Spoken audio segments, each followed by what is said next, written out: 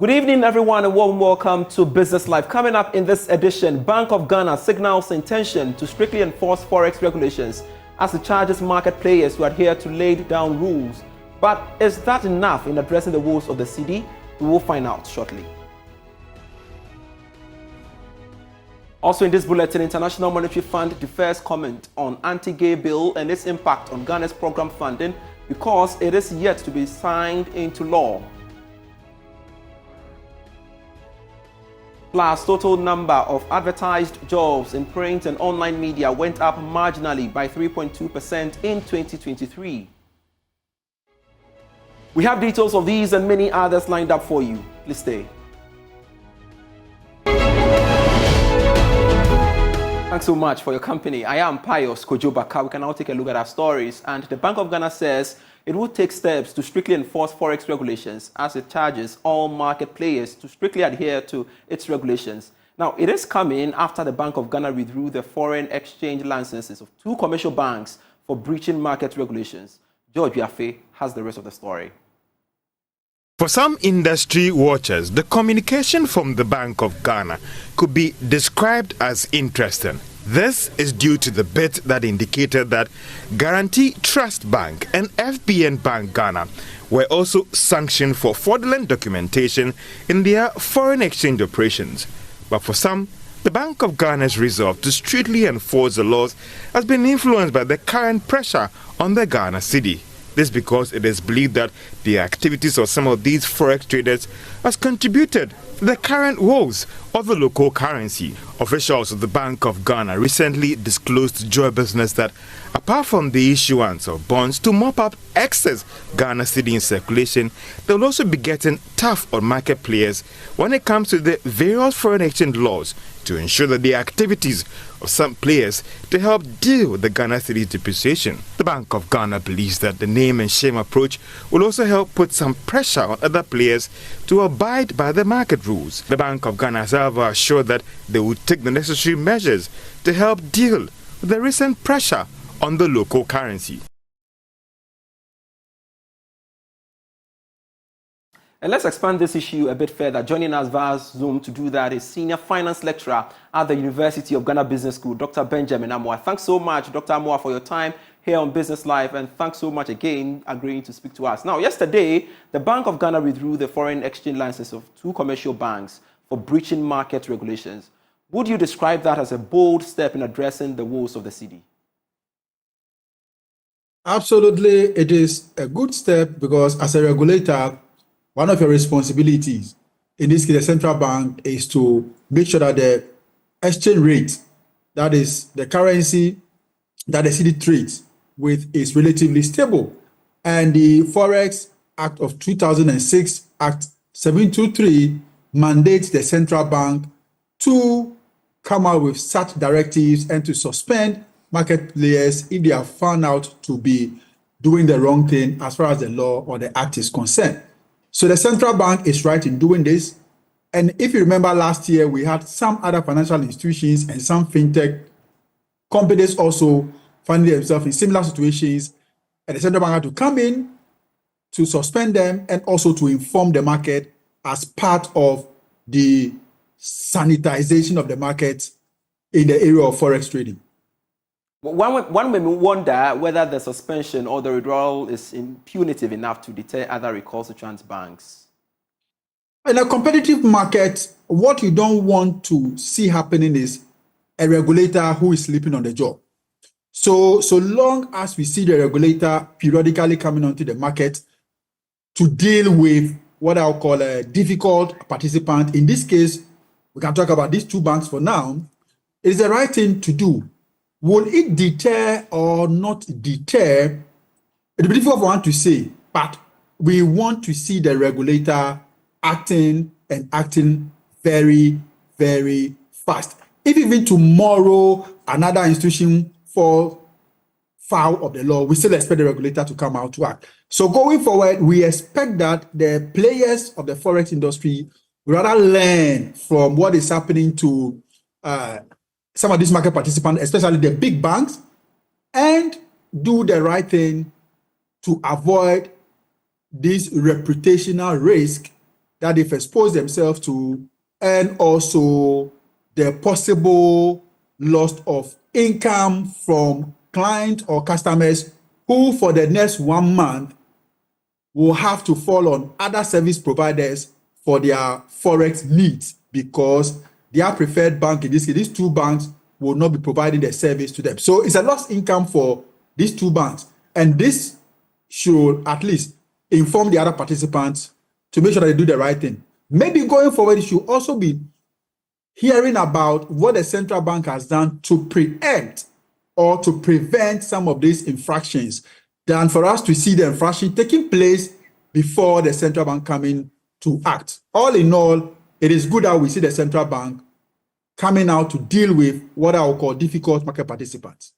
Realistically, Dr. Amoa, do you foresee an end in sight of these Forex breaches at the various banks?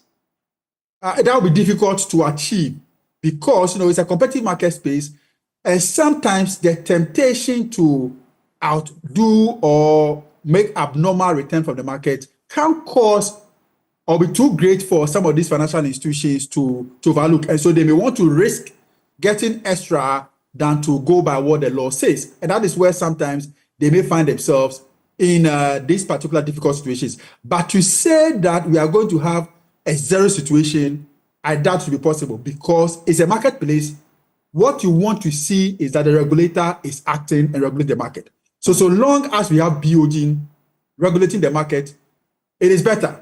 But to project that it will not happen, it's difficult to take that position. Definitely it will happen, but we expect the regulator to come in fast and to deal with it, and deal with it heavily, so to push other participants from doing something like that. Talking about the regulator, being proactive, what extra measures would you propose that it takes to enforce the Forex regulations in our financial system? Yeah, okay, so if it is about reporting, and there's always a lag in the reporting period before BoG picks up, there will be recommended that BoG going forward should consider adopting some of these AI-supported regulatory approach where some of these figures or activities can be captured in real time, investigated, and then dealt with. So that the lag period, the period that we have to wait till BoG picks up the information, investigates, and comes out with some of these pronouncements will be made much shorter. So let's look at going forward, adopting real-time or AI-supported regulatory approach, a reporting approach, and that will help the market. Thank you very much, Dr. Benjamin Amoa. We are indeed grateful for your time speaking to us on Business Live. Let's stay a while longer within the financial space. And the International Monetary Fund says it cannot comment on the anti-LGBTQI bill and its impact on funding for Ghana's program. And my colleague George Yafe captures an email response to Joy Business from Washington, D.C., USA. The IMF was responding to a set of questions sent by Joy Business, seeking some clarity on Ghana's program and whether funding to the country will be affected if Ghana goes ahead to sign the anti-gay bill. The fund in an email maintained that it will be premature to directly comment on the bill because of all these developments. The fund was, however, quick to add that as an institution, it embraces diversity and inclusion. It also stated in the email that its internal policies prohibit discrimination based on personal characteristics. The fund claims that as an institution, diversity and inclusion helps economies flourish. The fund also told Joy Business that it is still watching recent developments in Ghana closely. From the email, the IMF doesn't clearly state that, at least for now, Ghana could suffer badly if it goes ahead to sign the anti-gay bill. The email is coming at a time that the Finance Ministry, in a circular to President Akufo-Addo, is worried that the fund program could be affected if donor funding is frozen as a result of Ghana going ahead to sign the anti-gay bill.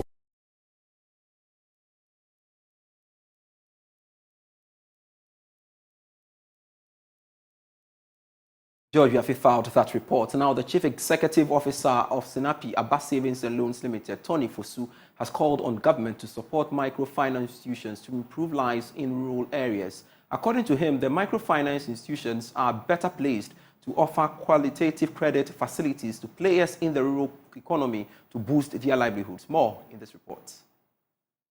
Chief Executive Officer Tony Fusu spoke at an event to launch Snapiabe's 30th anniversary in Kumasi. Snapiabe Savings and Loans is 30 years old. Management, staff, and well-wishing fans gathered to launch a corporate logo to commemorate the anniversary. The institution has 44 branches across the country with 600,000 clients, mostly depositors. These depositors are low-income earners and beneficiaries of social and capital support schemes of Snapiaba. Chief Executive Officer Tony Fusu decried that the regulation of microfinance institutions is not supportive. He's calling on the government to support Snapiaba and other microfinance institutions to help grow the rural economy.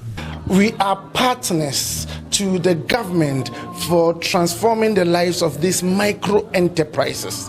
Unfortunately, the structure of savings and loans institutions and the regulation is not too supportive of the very poor, especially in rural communities. And it is my plea that government and regulatory institutions team up to support institutions like Snapiaba and other savings and loans institutions and microfinance institutions, especially those who serve rural communities where other formal finance. One of our headline stories, and the total number of advertised jobs in print and online media went up marginally by 3.2% in 2023 to 33,629. That's according to the Bank of Ghana's January 2024 Monetary Policy Report. There is more in this report. The number of jobs advertised partially gauges labor demand in the economy. According to the report, the number of jobs advertised in print and online media in December 2023 decreased relative to a year ago. In total, 2,925 job adverts were recorded, as compared with 3,277 for the same period in 2022. This indicated a decline of 10.7% year-on-year. On a month-on-month basis, the number of job vacancies in December 2023 improved by 11.9% from the 2,615 jobs advertised in November 2023. Meanwhile, the total number of private sector SNIT contributors, which partially gauges employment conditions, improved by 3.7% to 954,458 in November 2023, compared with 920,070 for the same period in 2022.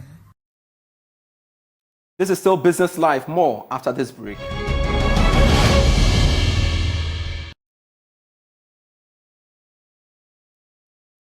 Hello, welcome back to Business Live. The Executive Secretary of the Public Utilities Regulatory Commission, Dr. Ishmael Laka, has stated that the recent marginal decrease in electricity tariffs will not affect the debt owed independent power producers known as the IPPs.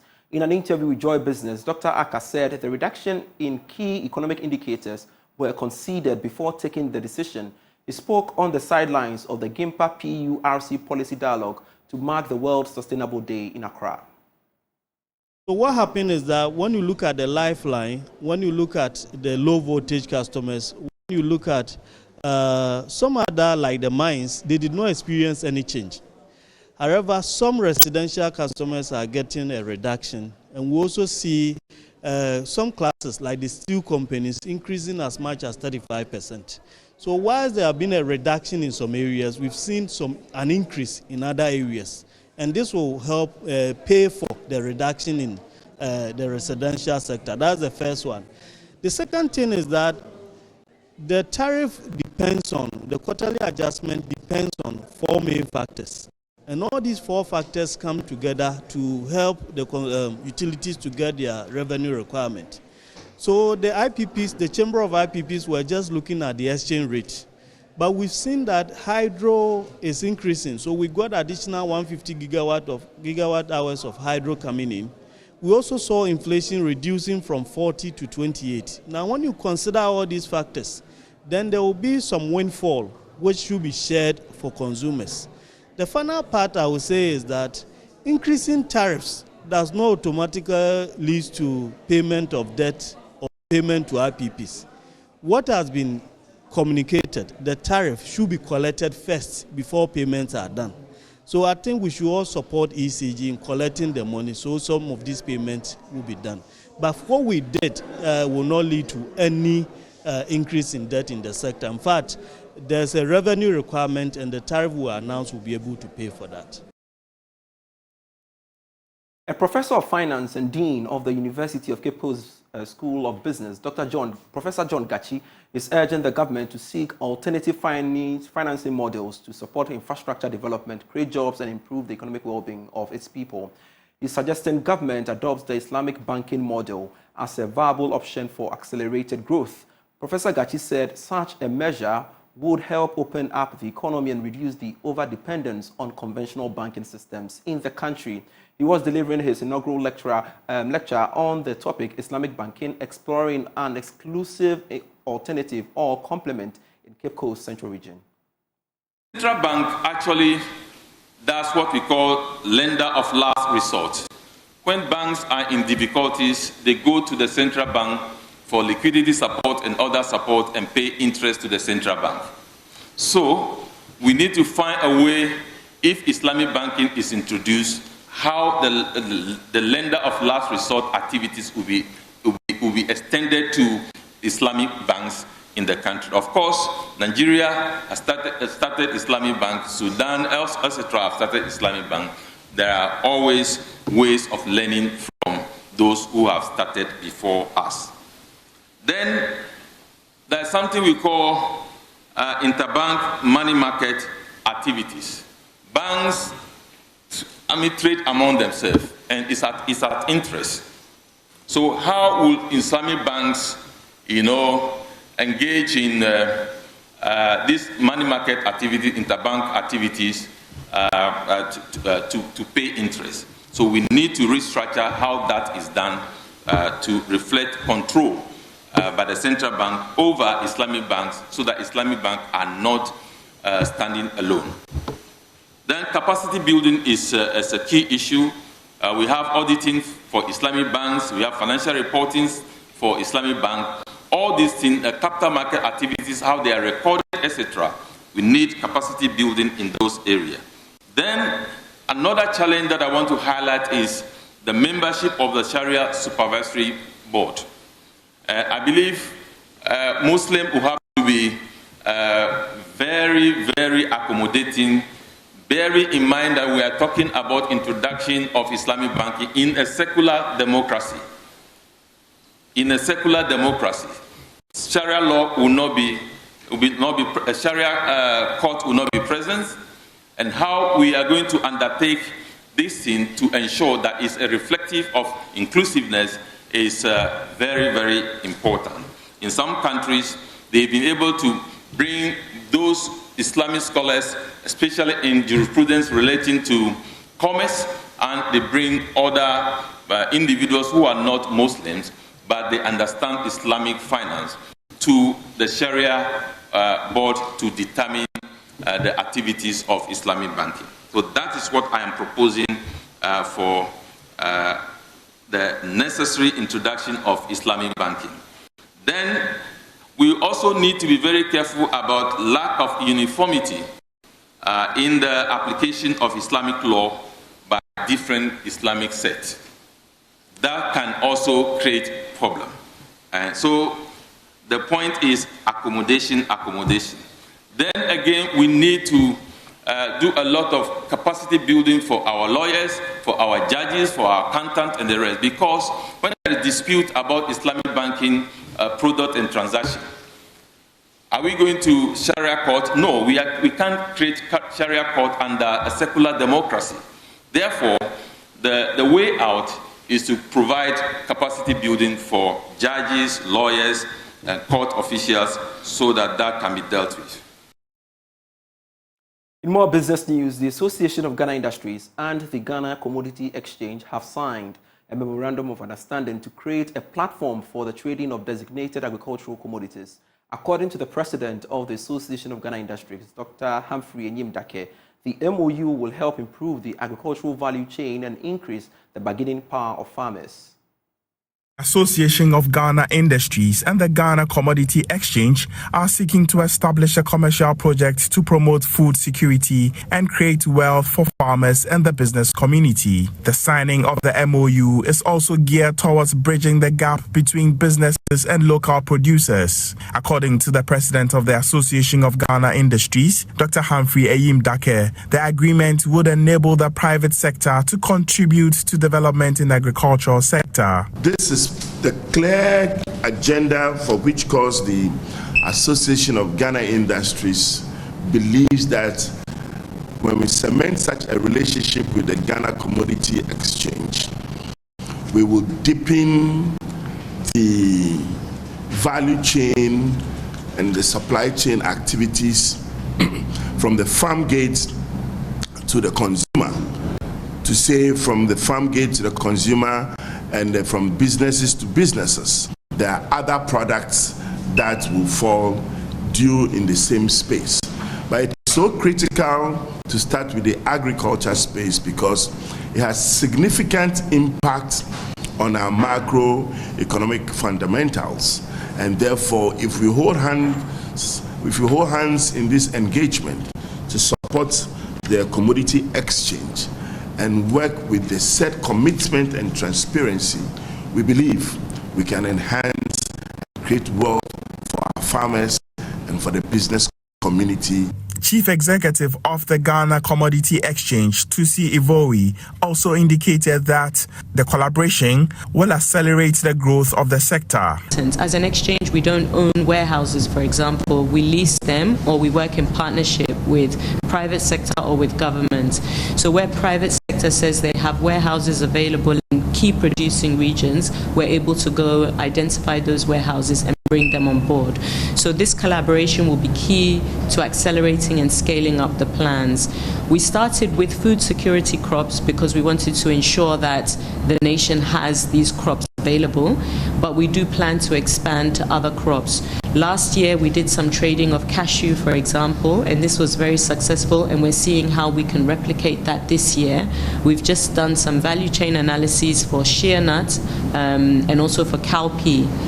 Beyond agricultural commodities, in the medium term, we will be looking at metals, minerals, so that we'll be having discussions with different institutions, including Bank of Ghana, for products like gold. So over the long term, there will be other types of commodities added. The project is expected to increase production volumes in the sector and enhance the competitiveness of farmers.